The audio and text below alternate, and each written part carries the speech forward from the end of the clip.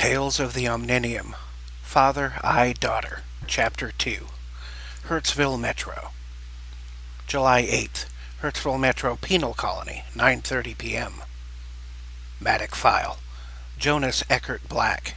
Status, active. Warrant Officer. Recruitment date, 7/8/1982. Chronological age, 65.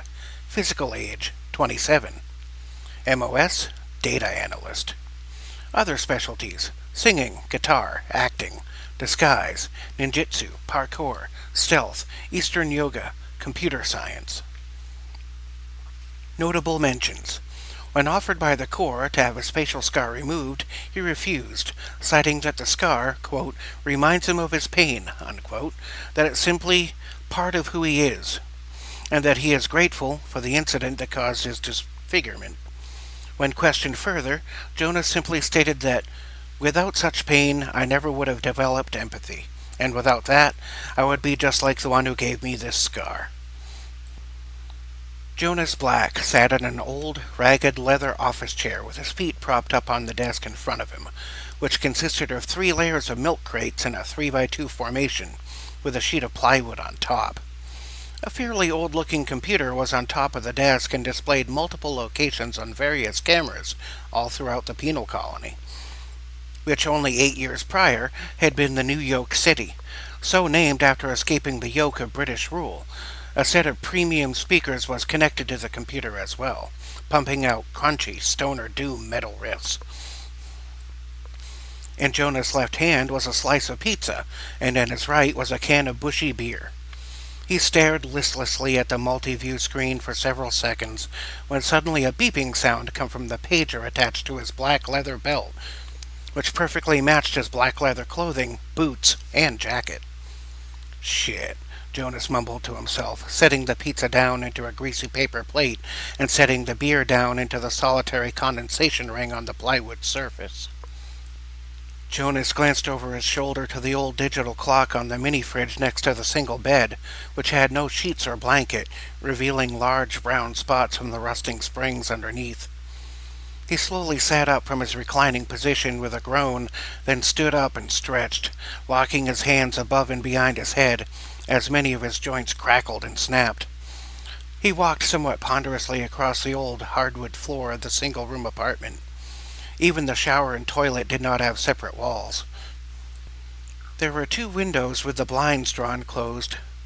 On the wall from the left to right were a mint green shower, a toilet that may have been white once but was now mostly brown from rust, except for the seat, which had a fuzzy pink cover.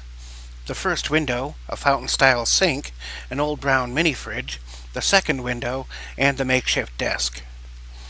On the opposite wall was the old bed, a second non-functional fridge that served as an end table, with an Elvis bust, wearing a black fedora on top of it, and finally a series of workout machines. There were no closets, other doors, or other furniture. The rest of the walls were simply covered in rock concert posters, both old and new. There was only the thick, old wooden door, secured by 6 deadbolts and 2 padlocks. It was also fitted with 3 peepholes. Jonas let out a sigh and sauntered over to the fridge next to the bed. He reached down and retrieved his cell phone from behind the Elvis bust. He opened the menu and started dialing numbers into the dial pad.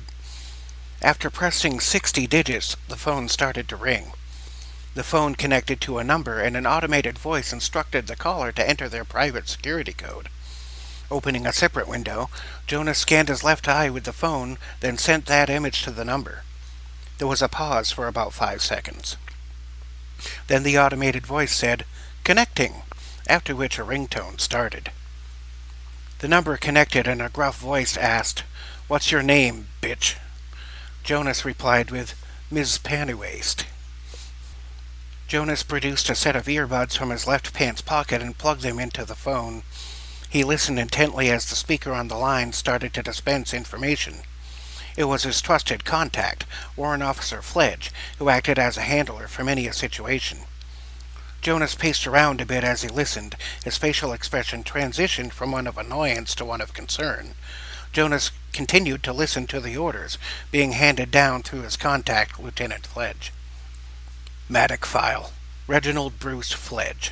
Status: active, lieutenant. Recruitment date: 9/26/1991. Chronological age: 51 years. Physical age: 25. MOS: mission handler, spotter. Other specialties: communications, geography, urban planning, computer science, criminal psychology, ballistics, pharmacology. Notable mentions: subject once diffused a hostage situation by guiding the subject through his delusion with clever manipulation. He was able to convince the subject to self-terminate. When asked why he convinced the subject to self-terminate rather than surrender, Lieutenant Fledge responded by saying, "Surrender was never an option for him. He was already determined to die that day. And when a scumbag is determined to die, your best bet is to help him. The problem simply eliminates itself." Jonas let out a sigh as he heard the orders. Man, are you kidding me? On the other end of the phone, Lieutenant Fledge continued speaking, releasing the details of the new orders. Lieutenant Fledge finished by saying, "Look, Jonas, I know Rolf's a dick, but what can you do? These orders came straight from the big man himself." Jonas finished the conversation with, "Right, I'll leave immediately." Hanging up the phone, Jonas muttered to himself, Jesus fuck sauce. Just when I thought I might catch a short break." Jonas put the phone into his right jacket pocket and made his way over to the mirror above the old rusty brown toilet. On top of the tank was a switchblade knife. He picked it up and opened it, revealing it that on one side had a blade while the other was a metallic comb, and then proceeded to comb his long jet black hair straight back. As he combed his hair in the spotty, scratched mirror, his mind went into a flashback from when he was a teenage boy. He remembered his drunken father yelling at him, "You know, son of mine, gonna be no faggy-ass model. You want to be a pretty boy? I'll fucking give you a beauty mark, you fucking faggot." Jonas remembered his father taking that same knife and cutting his face from forehead to chin. Jonas had converted the knife into a comb. There was still a visible scar down across his forehead, across his left eye, and over the lips, down to his chin. Jonas paused, lost in the moment for a few seconds, but was snapped back into reality by the sound of gunfire outside. But here, that sound was all too common. "The fuck do you know, old man?" Jonas chuckled to himself. "I'm fucking beautiful." He put the knife comb into the holster in his left boot, next to a larger combat knife. Then he went over to the Elvis bust. He reached down to the fedora, picked it up, stared at it, walked over to the mirror, and then placed it very deliberately onto his head. He fixed the brim of the hat, smiled, and then winked at his own reflection, giving himself the "you're cool" finger guns. He glanced over to a poster on the right side wall. The poster showed a rock band on stage. The band was called the Heartbroke Bastards, and Jonas looked just like the lead singer, who had been singing live in 1982. Jonas and the man in the poster not only had the same scar, but they also appeared to be the same age. Jonas stared at the poster, nodded to himself, then walked over to the bed. Lifting the mattress revealed 6 handguns, 3 revolvers, and 3 with cartridges, 2 double-barrel sawn-off shotguns, 4 hand grenades, and a ballistic vest. Jonas first removed his jacket and a long-sleeved shirt to put the vest on over his black t-shirt. After putting the shirt and jacket back on, he started putting the guns into various holsters in his jacket and pants. He put a revolver pistol into a sheath under each leg, and the other 4 pistols went into holsters under the jacket. He took the 2 sawn-off shotguns and put one into a holster on either hip. Jonas then put the mattress back into place. He walked over to the toilet and removed the lid from the tank. Reaching in, he procured a large plastic baggie full of boxes of ammunition. He walked over to a pile of laundry next to the mini-fridge and pulled out a black carrying bag. He dumped the boxes of ammo into the bag and then slung it over his shoulders. Taking a final look around the apartment, he grabbed a pair of dark sunglasses from next to the computer and put them on. He tilted the brim of his hat down some, then proceeded to undo all the locks on the door. He stepped out into the 5th-floor hallway, produced a set of keys, then locked his apartment door from the outside. As Jonas walked down the hall, The partially bright orange and partially brown carpet crunched underfoot as it was stained with dried blood, vomit, and feces. The hallway smelled of piss, and the overhead lights flickered on and off constantly. Moans, screams, yelling, laughing, crashing, and loud music came from various rooms throughout. Jonas left room 86 behind and headed to the elevator.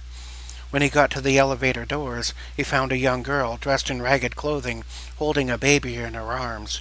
She was passed out in front of the elevator doors. Jonas stopped and stooped down in front of them. He gently nudged the girl by shaking her shoulder, but she did little else but mumble incoherently. He knelt down and very carefully lifted the girl and the baby. It set them both back down just beside the elevator door. He looked up for a moment to make sure that no one was watching. Then he reached into a jacket pocket, producing an expensive gold watch. He very carefully slipped the watch under the young girl's pants pocket, then stood up and pressed the elevator call button. The elevator arrived and the doors opened about halfway. Jonas had to push the doors open the rest of the way, then stepped inside and pressed the G button. The elevator lights did not work at all, so inside was pitch black, with only the glow of a few elevator buttons still illuminated. Once it arrived at the ground floor, the doors opened up only partially again. Jonas just squeezed his 5-foot, 5-inch tall and thin athletic body through the gap without much resistance. He went down the hallway, which was full of stragglers trying to escape the elements. He had to carefully step over people sleeping in the halls and in the 2 bay window areas.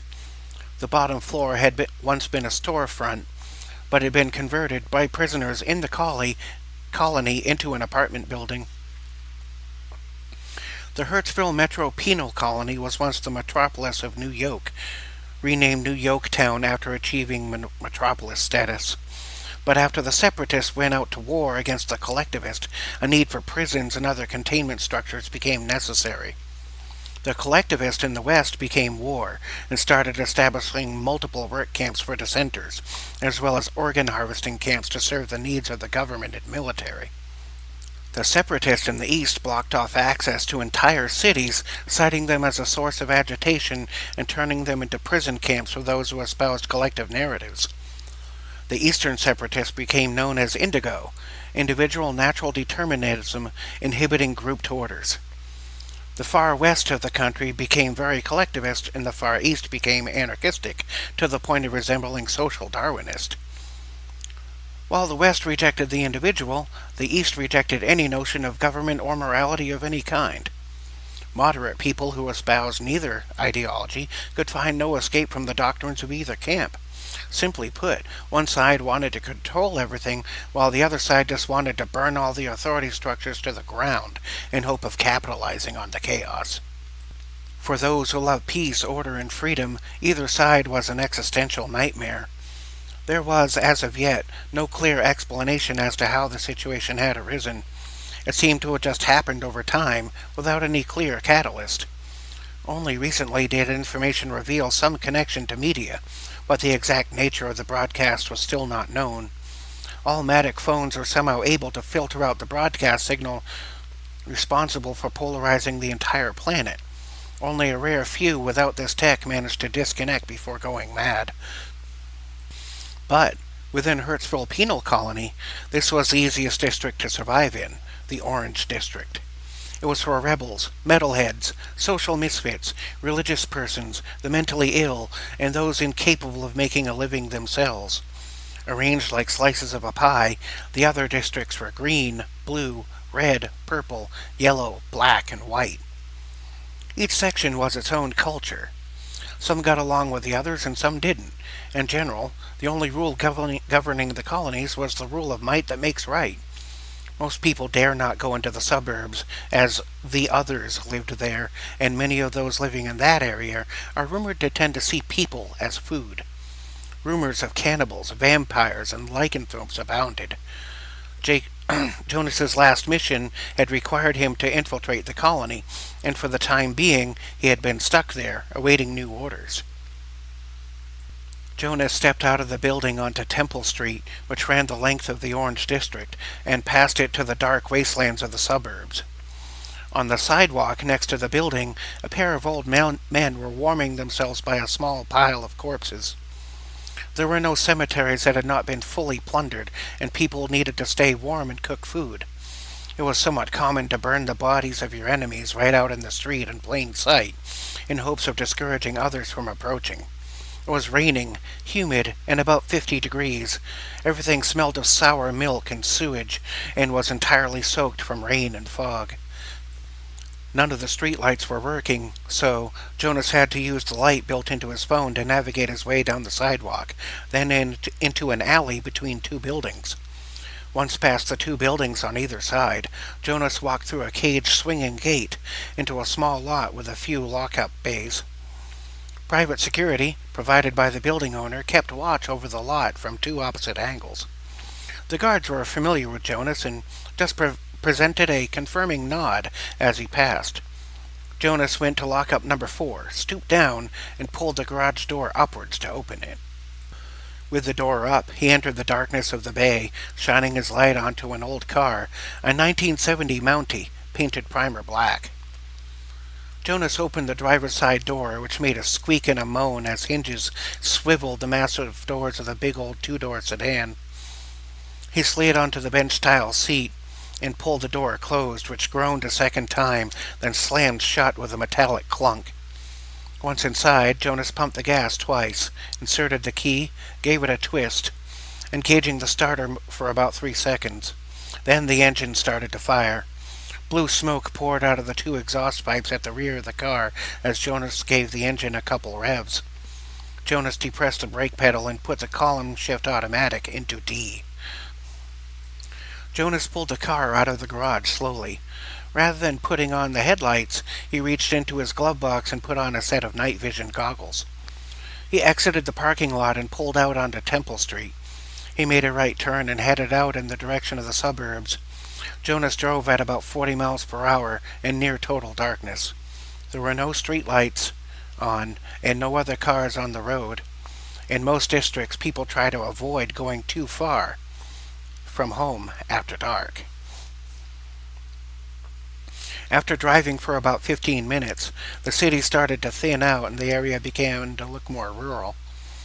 Jonas drove past rows of small houses and 2-story apartment buildings. All the traffic lights just flashed red continually. No street lights were on, as most had been destroyed or disconnected. Those living in the rural areas seemed to prefer the dark. Most of the roads had not been well maintained for years, especially out in the more remote areas. Still, there were no roadblocks or other obstacles between the city and the suburbs. Cars only seemed to come out of the suburbs at night, never during the day. Having driven a few more miles into the country, Jonas took a turn down a dirt road with no sign. It connected to other dirt roads, none of which had any signage either. There was the occasional house, but no lights were on. As Jonas drove, he could see pairs of pinpoints of yellow or red lights coming from the forested areas, and sometimes from the windows of houses with curtains or blinds partially opened, as though the house tenants were watching to see who was in their neighborhood. Jonas followed the dirt road all the way to the end. It emptied out into a more narrow gravel pathway. On either side of the drive were the remains of 2 soldiers, one war and the other indigo, both impaled on long wooden pikes. A third corpse, that of a necrosidius, was hung from the trees by its ankles, with some sort of object stuck into its chest. Most of the pale gray flesh had rotted off, revealing the black bones and purple blood underneath, all of which had dried out and rotted into a state of ongoing decay. The 3 corpses made a triangle shape through which one would have to traverse in order to go down that road. After stopping for a look around his surroundings, Jonas drove the car at a crawl through the corpse configuration onto the old gravel drive. The area was thickly wooded, with tree branches that overarched the road, blocking out the potential to see the night sky. It was as though he were traveling through a tunnel made of old gnarled trees. Still not running any lights, Jonas crept the car down the road, being very vigilant of his surroundings. Jonas had been here before and was familiar with his surroundings, but that did little to ease the tension of being in that location. Still, Jonas kept his emotions in check and his focus on his objective, but did let out a heavy sigh every now and again. At the end of a long tunnel of trees, the road opened up into a grassy clearing. The trees did not overarch here, but were at least a couple 100 feet tall. A small two-story house sat towards the back of the clearing. Its architecture was something resembling that of the Victorian era, with many bow-shaped windows, towers, and spires. Balconies surrounded the first and second stories. All of it looked to be old but well kept. Jonas crept the car along, almost at an idle speed, down an even more narrow drive that started with an old wooden mailbox and ended with steps leading to the front door. He idled the car about halfway down the drive, then stopped and put the column shifter into P. Jonas looked around at his surroundings, but did not see anything moving around in the darkness. He looked all around a second time, then turned off the car and opened the door. Looking forward to the house and gently closing the car door so that it only engaged halfway, Jonas noticed that a light was on in one of the upstairs rooms. Cautiously, he made his way to the front door of the house. The stairs creaked with each step as Jonas approached the front door. On the porch, Jonas could see the door, which had 3 triangular windows.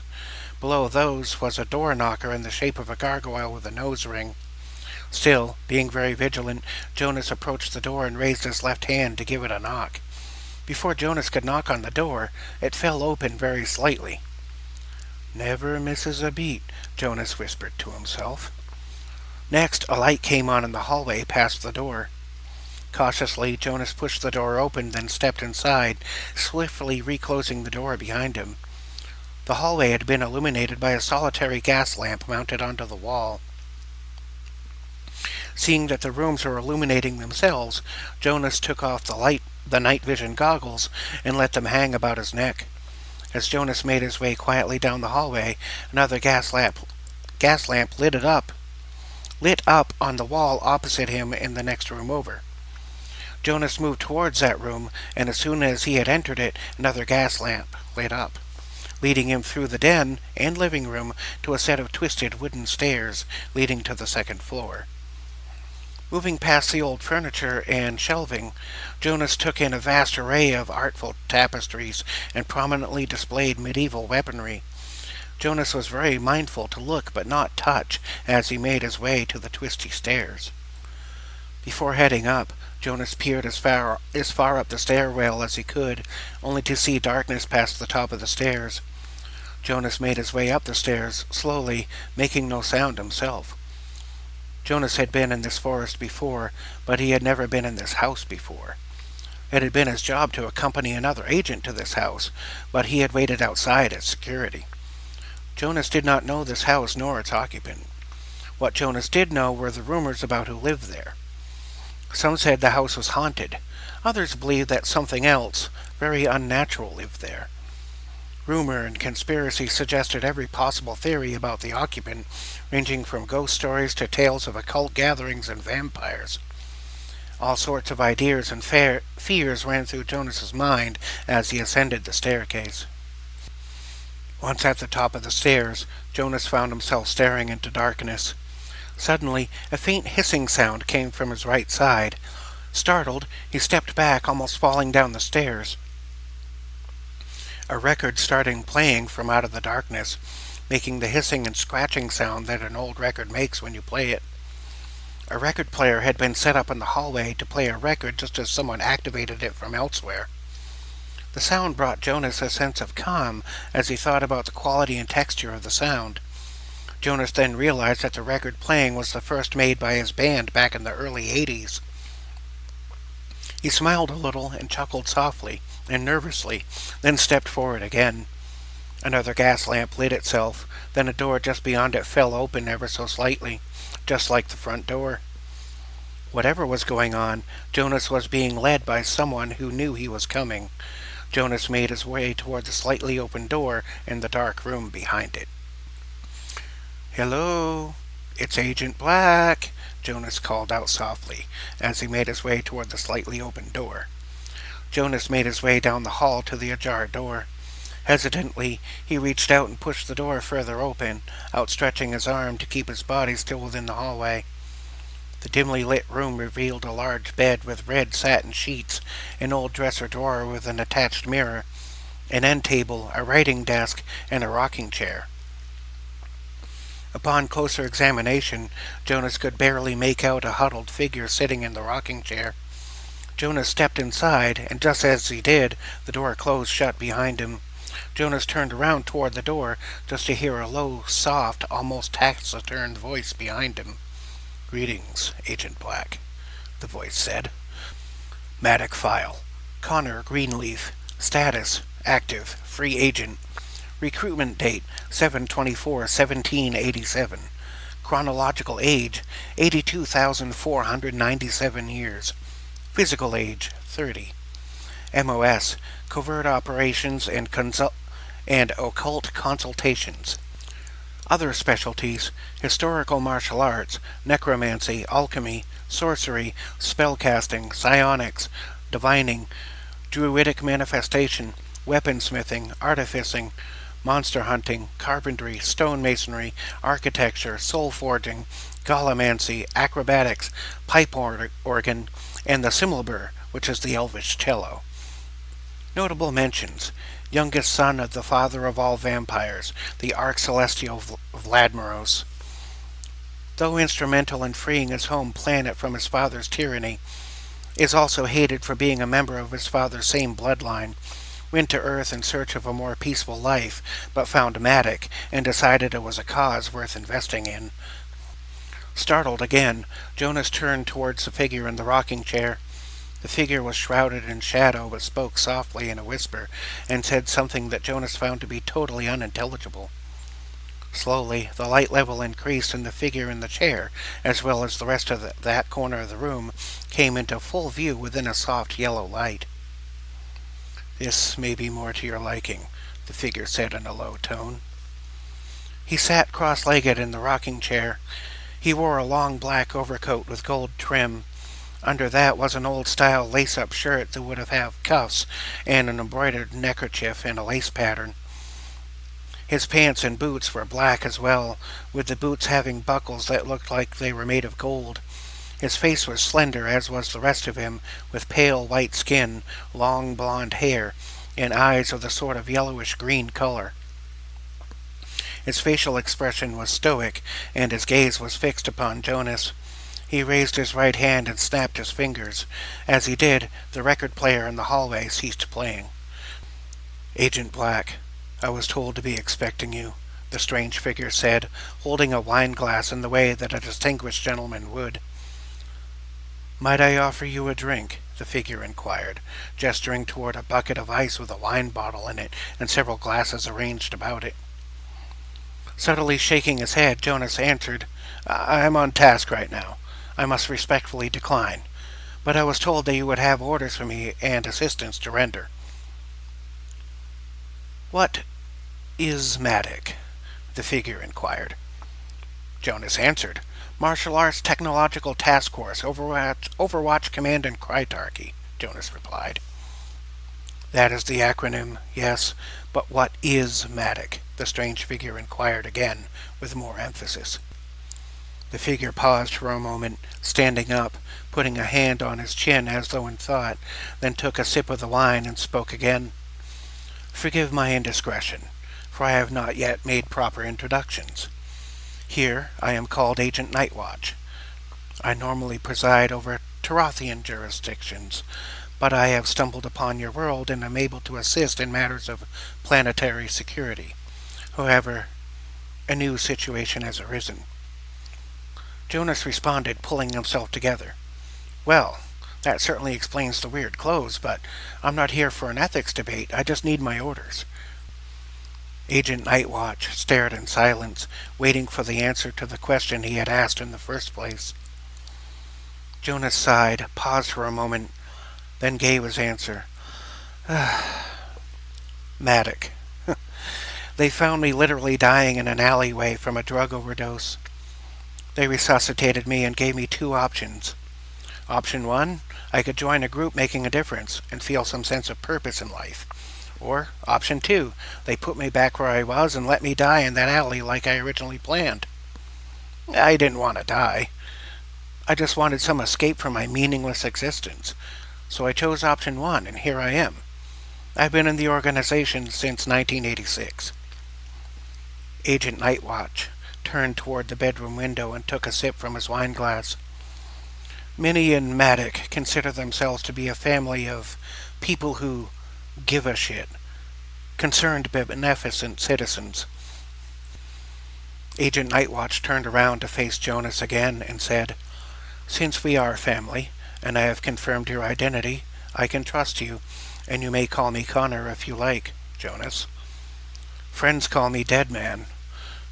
The reason that both your handler at the organization and I have contacted you is that one of ours is in trouble.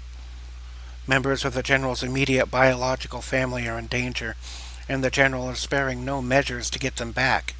But we have to act with caution because the situation is precarious. This means that, despite the urgency of the situation, the response has to be kept minimal. For that reason, the General has hand-picked 3 agents to get this done." Connor walked over to the end table near the bed and retrieved a folder. He walked over to Jonas and handed it to him. Jonas took the folder, opened it, and started to read. Connor spoke again as Jonas read silently. "Meanwhile, you need to get into the White District to retrieve the 3rd agent, who we are currently unable to make contact with.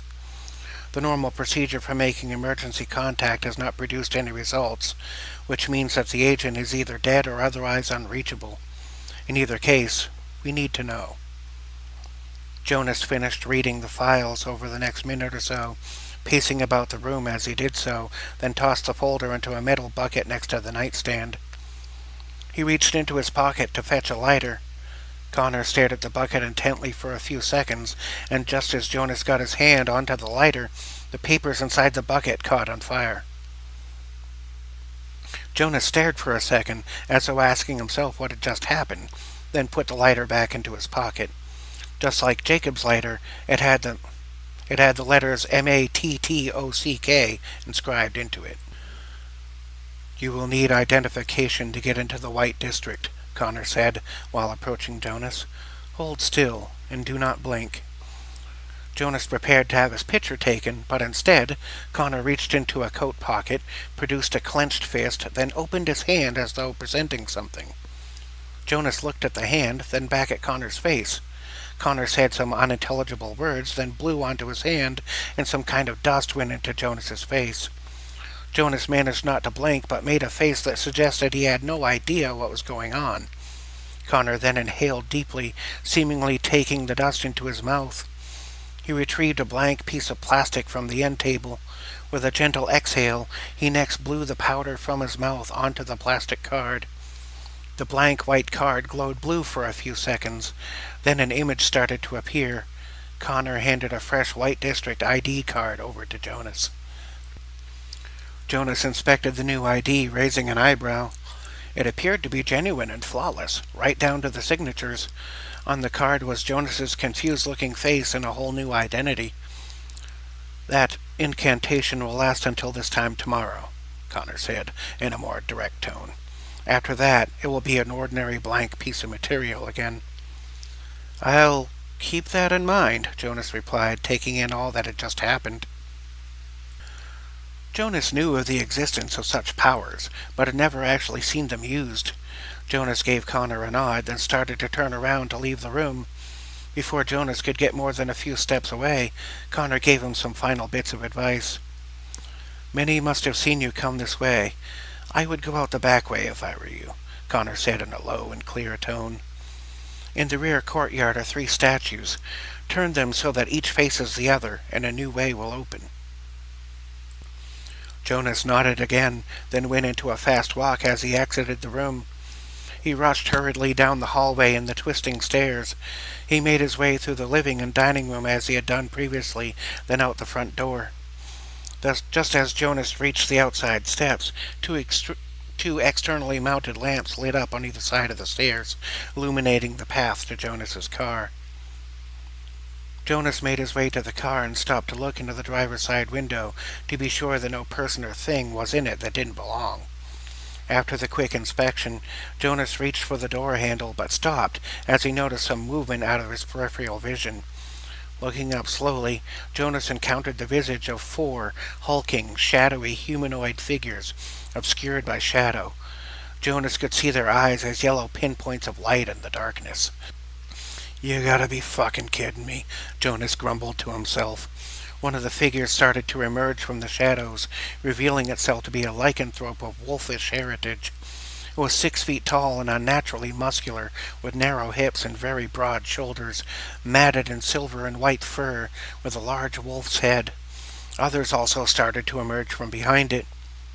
Making a quick decision, Jonas reached for the 2 sawn-off shotguns in his holsters. Taking quick aim, he fired off both barrels on the right side gun, spewing shot and flames on a trajectory for the Lycan's chest. This was a very specially modified shotgun and had almost no kickback at all. The pyrotech blast hit the Lycan square in the center of its chest, knocking it back some, also lighting it on fire. The Lycan howled like a wounded animal and flailed around on the ground. The Lycan could heal an injury from a brass bullet in mere seconds, but fire could cause damage that has to heal at a normal rate and was capable of killing a lycanthropic creature. Keeping the second shotgun trained in the general direction of the rest of the Lycans, Jonas grabbed his car keys, opened the door, tossed the guns onto the seat, quickly slipped into the car, and closed the door. No sooner than the key had been hurriedly put into the ignition, a large, hairy, clawed hand smashed through the window and grabbed hold of Jonas's neck. Jonas grabbed the wrist and struggled in vain to release himself from his attacker's grasp. Seeing that he could gain no purchase on position, Jonas reached down to the seat and fumbled around, searching for the shotguns. He managed to touch one, but accidentally knocked it down to the floor. He then reached into his right side jacket to retrieve a pistol, but before he could get the pistol, a rush of wind went by with a whoosh. There was a growling yelp, and the hand on Jonas's neck lost its grip. Removing the severed arm, tossing it out the window and looking up, Jonas saw Connor just outside the car, looking at him. "Go. I will cover your escape," he said in a baritone kind of voice. Jonas turned the key, started the car, threw the gear shift into D, then mashed the gas pedal. Blue smoke and dirt poured out from behind the car as the tires kicked up gravel. The engine roared and the tires spit dirt and gravel into the faces of the approaching lycanthropes as it sped off. Jonas rapidly turned the wheel this way and that, navigating the 300-plus horsepower on a dirt surface while also maneuvering around the house to get to the rear courtyard. The Lycans shook off the dirt and made a dash for Connor and the escaping car. Connor held the now bloodied Nodachi sword in front of himself and drew a line in the sand with his toe, his left shoe. He said some words and took 3 steps backward. The Lycans rushed forward only to slam into a force field of some kind, following the line made in the dirt. It flashed a pale blue with every impact as the beastly creatures pounded their fists and rammed with their bodies. Driving around the house, Jonas flipped on the headlights just in time to see a wrought iron gate leading into the backyard. Without hesitation, Jonas reasserted pressure on the gas pedal, increased the car's speed, and ran straight through the old iron gate at about 40 miles per hour, doing some mostly superficial damage to the old car. The left side headlights were smashed, but the right side continued to illuminate the way forward. Jonas brought the car to a skidding stop next to a fountain with 3 cherub statues around it in a triangular formation. Each was on a pedestal and each faced outward from the center. The headlights lit up the area so Jonas could see what he was doing. Jonas hurried out the car and ran towards the 3 statues. He approached the closest one and started to twist on the 3-foot-tall cherub statue. It did rotate with a grinding sound, and when faced toward the fountain in the center, made a sound like a sort of mechanical clunk. Jonas ran around doing the same to the other statues. Off in the distance, he could hear the howls and roars of the lycanthropic creatures. When all 3 statues had clicked into place, the top level of the 3-tier fountain started to produce water. It quickly overflowed the top layer, then ran down to the second, taking a little longer. Once the water reached the third level down, the ground started to rumble a bit underfoot. Out of caution, Jonas stepped back several feet, still being vigilant of all his surroundings. The woods out back of the house started to separate, rumbling and cracking as wood, dirt, and stone rearranged themselves into a new pattern, forming a tunnel of trees similar to the one Jonas had traversed to get where he was. Shocked at first, Jonas recollected himself, made haste towards the car, which was still running, got in, barely closed the door, slammed the transmission into one, and mashed the throttle pedal, causing the tires to peel out against the cobblestone tiling underneath them. The car sped off into the tunnel, now forming in front of him as he traversed it. The engine revved high and the car made it up to 50 miles per hour, screaming down the dark tunnel the whole way. Jonas continued to drive, looking behind every few seconds. About a minute later, the tunnel suddenly ended as though it had vanished, and Jonas found his vehicle going down Temple Street, back towards the Orange District. Jonas forgot they had left the car in first gear, and under the strain of the RPMs, the engine started to knock, and steam started pouring out of the radiator. Jonas put the car into D again, in hopes of letting the engine cool down. He took in a deep breath and let out a heavy sigh. He could now make his way to the White District, but no one would believe he belonged there if he arrived in a beat-up hoopty like the one he was driving. He would have to trade it in for something a bit more upscale if he were going to infiltrate the richest part of the Heurtzville Metro penal colony. The White District was for capitalists and free-market anarchists. There, Jonas would need money, clothes, and clout. He drove the outer highway until he got close to the district border. Jonas pulled the car over onto the side of the road and walked around to the trunk, opening it. He procured 2 large black bags. One was full of guns and ammunition, and the other was full of cash, and one set of upscale clothing, a fine white suit of silk. Jonas went behind the car and changed his clothing. Getting back into the car, he pulled off-road and parked it behind some thick greenery. Wearing a fine suit and carrying bags of guns and cash, he made his way toward the White District.